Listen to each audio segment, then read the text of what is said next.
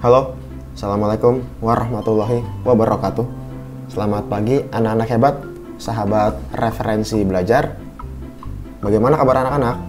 Semoga kalian semua tetap sehat, selalu ceria, dan juga tetap semangat.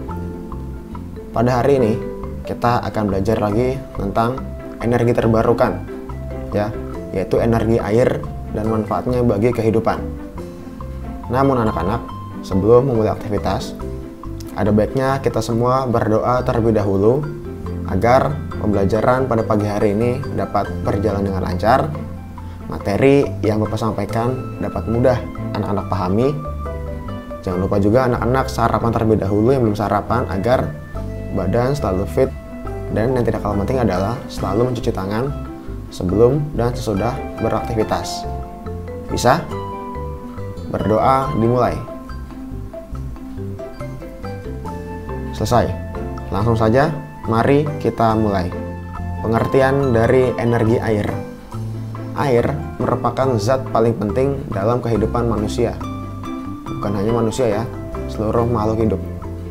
Seperti yang anak-anak ketahui, bumi kita terdiri dari 70% air. Kemudian, di dalam tubuh manusia juga terdapat kurang lebih 70% air.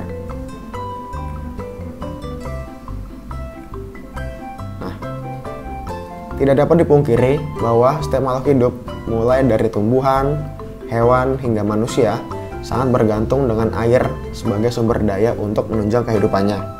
Oleh karena itu, kita sebagai makhluk berakal sudah semestinya menjaga kelestariannya supaya air bersih dapat dimanfaatkan oleh generasi mendatang. Manusialah yang sebenarnya sebagai faktor utama perusak sehingga kualitas air mengalami penurunan. Peranan air dalam kehidupan sangatlah banyak. Terkadang, dalam penggunaannya tidak dilakukan secara bijaksana, sehingga tidak memperhitungkan lagi dampak negatif yang dapat saja terjadi. Jika terjadi demikian, maka manusialah yang juga akan menanggung akibatnya. Untuk itulah kesadaran atas penghematan dan upaya melestarikan sumber daya air harus ditanam dan dipupuk oleh semua orang sejak dini ya. Kesadaran yang hakiki dan bukan karena takut mendapatkan sanksi atau hukum. Jadi kesadaran itu tidak hanya karena takut hukuman atau sanksi. Kesadaran itu timbul karena kita peduli terhadap lingkungan.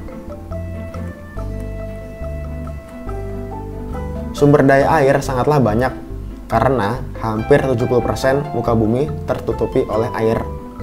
Namun sayangnya, sebagian besar berbentuk air laut yang kurang baik jika digunakan untuk keperluan manusia. Air laut mengambil bagian sekitar 97% dari total keseluruhan air di dunia. Serta hanya 3% air tawar, dan dari 3% itu pun 70%-nya berbentuk es. 30% lainnya ada di danau, sungai, air permukaan, dan air dalam tanah.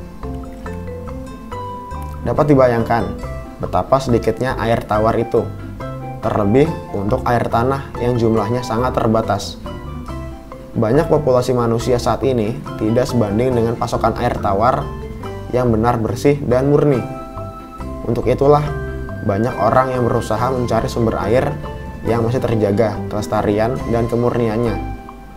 Dan air tanahlah yang menjadi pilihan favorit karena selain murni, tidak adanya biaya tambahan untuk mendapatkannya atau bahkan bisa dikatakan gratis. Berdasarkan letak dan asalnya, air secara umum dikelompokkan menjadi 3, yakni air permukaan, air angkasa, dan air tanah. Kita akan bahasnya satu persatu, dimulai dari air permukaan. Nah, air permukaan juga terbagi lagi menjadi 3, yaitu air sungai, air danau, dan air laut. Jenis air permukaan merupakan air hujan yang mengalir di atas permukaan bumi, dikarenakan tidak mampu terserap ke dalam tanah karena lapisan tanahnya bersifat rapat, sehingga sebagian besar air akan tergenang dan cenderung mengalir menuju daerah yang lebih rendah. Air permukaan seperti inilah yang sering disebut dengan sungai.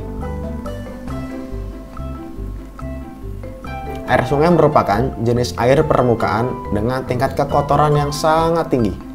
Paling sering digunakan oleh manusia untuk irigasi, transportasi, dan untuk pemenuhan kebutuhan lainnya.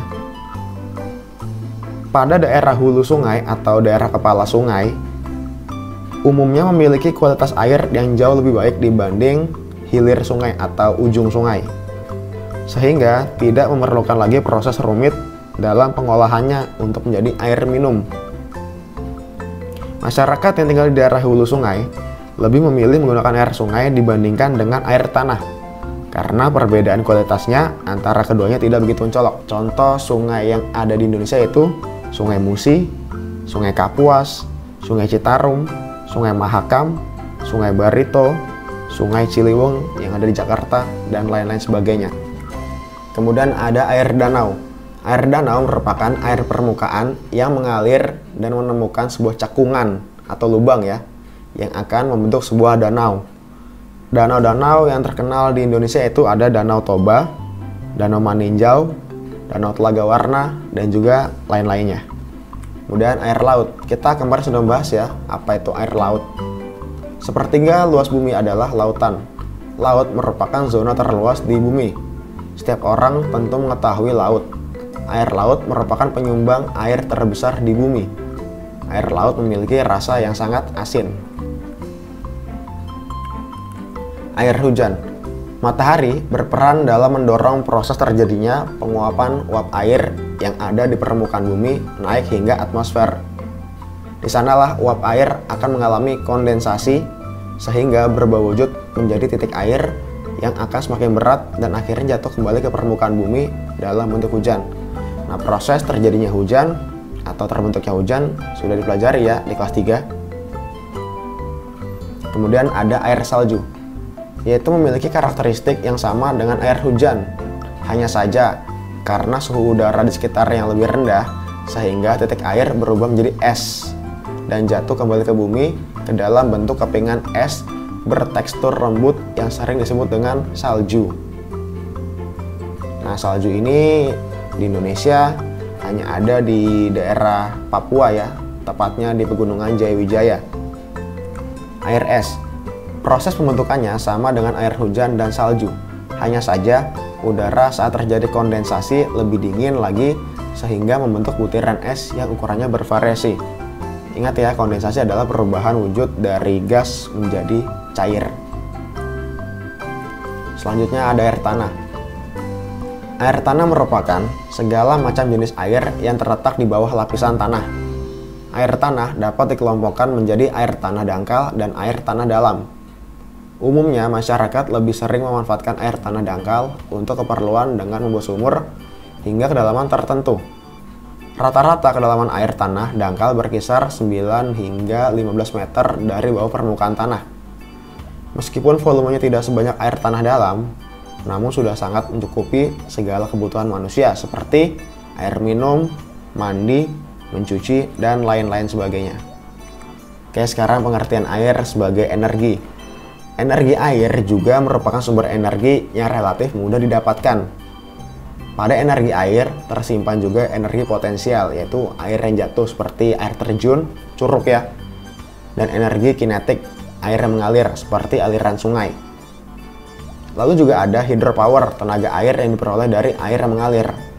Energi ini dapat dimanfaatkan dan diubah menjadi pembangkit listrik tenaga air tanpa meninggalkan emisi gas rumah kaca seperti yang dihasilkan oleh pembangkit listrik yang menggunakan energi fosil. Jadi energi air ini bisa dibilang ramah lingkungan ya, karena tidak menimbulkan efek rumah kaca dan tidak menimbulkan polusi. Pembangkit listrik tenaga air atau PLTA adalah pembangkit yang mengandalkan energi potensial dan kinetik dari air untuk menghasilkan energi listrik. Nah, ini merupakan gambaran dari PLTA. Nah, PLTA yang ada di Indonesia yaitu PLTA Cirata di Jawa Barat, PLTA Gajah Mungkur yang ada di Wonogiri, Jawa Tengah, PLTA Jatiluhur yang ada di Jawa Barat, dan juga PLTA Maninjau, Sumatera Barat, dan lain-lain. Adapun berbagai macam-macam manfaat air yang dapat kita rasakan dalam aktivitas sehari-hari, antara lain sebagai berikut. Yang pertama, untuk memenuhi cairan dalam tubuh. Tubuh tidak boleh sampai kehabisan cairan. Tubuh makhluk hidup, tidak hanya manusia, namun juga binatang dan juga tumbuhan membutuhkan cairan.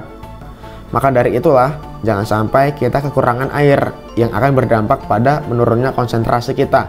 Oleh karena itu, budayakan minum air putih yang cukup setiap harinya, yakni minimal 8 gelas per hari.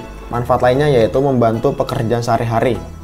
Fungsi air yang lainnya adalah membantu pekerjaan rumah sehari-hari seperti memasak, mencuci, mandi, membersihkan peralatan makan, dan lain-lain.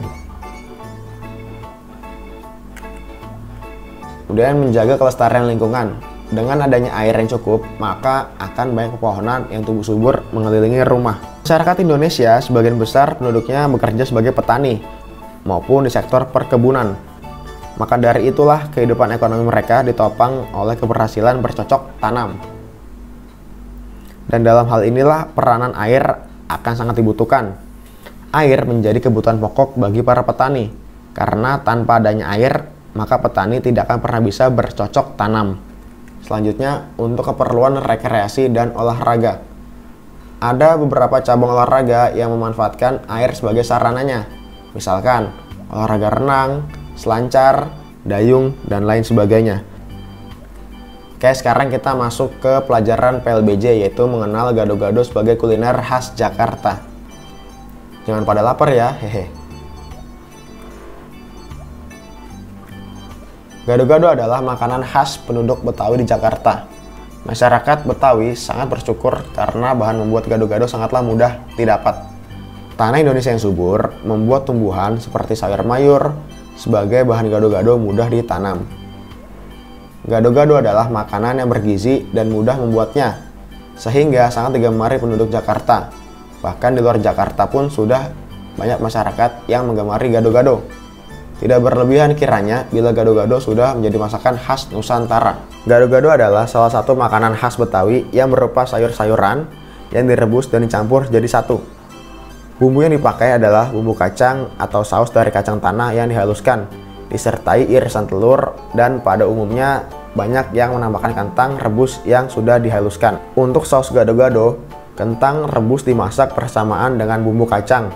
Kemudian di atasnya ditaburi bawang goreng, sedikit emping goreng atau kerupuk. Ada juga yang memakai kerupuk udang. Gado-gado dapat dimakan begitu saja seperti salad dengan bumbu atau saus kacang, tetapi juga dapat dimakan beserta nasi putih atau kadang disajikan dengan lontong. Di masa lalu, orang-orang Tionghoa di Betawi banyak yang menyukai pecel dari Jawa. Oleh karena itu, orang-orang Tionghoa menciptakan gado-gado sebagai modifikasi dari pecel Jawa dan sudah disesuaikan dengan lidah mereka. Versi lain mengatakan kalau penemu gado-gado adalah masyarakat Kampung Tugu yang aslinya keturunan Portugis. Pada abad ke-17, mereka dibawa oleh Belanda ke Indonesia untuk dijadikan budak. Di kemudian hari, mereka mendirikan kampung sendiri yang dinamakan Tugu, berasal dari kata Portugu, ese. Di kampung ini, mereka tetap melestarikan budaya dan kuliner mereka sendiri. Salah satunya adalah gado-gado. Gado-gado berasal dari bahasa Portugis yaitu gadu, yang artinya makanan yang dicampur-campur. Hingga saat ini, gado-gado sudah identik sebagai kuliner khas Betawi, dan ternyata makanan ini sudah ada sejak tahun 1950-an, populer di Jakarta. Hal ini dibuktikan dengan lagu berjudul Gado-Gado Betawi. Lagu yang dinyanyikan oleh Ivo Nila Kresna ini bercerita tentang gado-gado.